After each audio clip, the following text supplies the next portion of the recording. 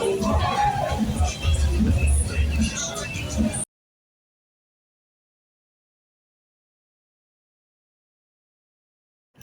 বন্ধুরা, কেমন আছেন আপনারা?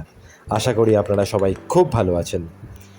আমি আবার বেরিয়ে পড়ি, কিন্তু এইবার আর আমার নিজের দেশ ভারতবর্ষের আনাচে কানাচেতে আর নয়। এবার আমি ঠিক করি আমি একটি বিদেশ ভ্রমণ শুরু করব। হ্যাঁ, আমি পাড়ি দিই থাইল্যান্ড। এই সফরের মধ্যে আমি 7টা দিন বেছে নিই, আর এই 7 দিনে আমি এন্টায়ার থাইল্যান্ড বলবো না, বাট অনেকটা থাইল্যান্ডই আমি কভার করি। যেরকম পাটায়া, সেরকম ব্যাংকক, সেরকম ফুকেত আর ক্রাবি। অনেকে বলেন এই 4টে জায়গা আপনাকে ভালো করে ঘুরতে দেখতে গেলে 10-12 দিন সময় লাগে। একদমই ঠিক, কিন্তু আমার হাতে সময় ছিল না, তাই এই 4টি জায়গা আমি খুব সস্তায় বাজেট ট্রাভেলিং করে প্ল্যান করে 7 দিনে এই 4টে জায়গা আমি ঘুরে দেখি।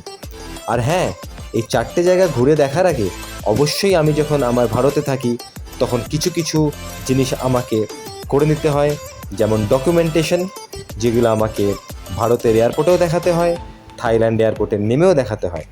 কী কী ডকুমেন্টেশন আমি করি, কারেন্সি আমি কোথা থেকে এক্সচেঞ্জ করি, কতটা মিনিমাম কারেন্সি নিয়ে যাওয়া উচিত, আর কোথায় কোথায় আমি বিভিন্ন জায়গায় হোটেল আর কোন কোন এরিয়াতে থাকি, আর কিভাবে প্ল্যান করি যাতে এই 7 দিনে আমি পুরোটা কভার করতে পারি, এই ব্লগের মাধ্যমে আর আগামী ভিডিওর মাধ্যমে আপনারা পুরো ইনফরমেশনটাই পাবেন।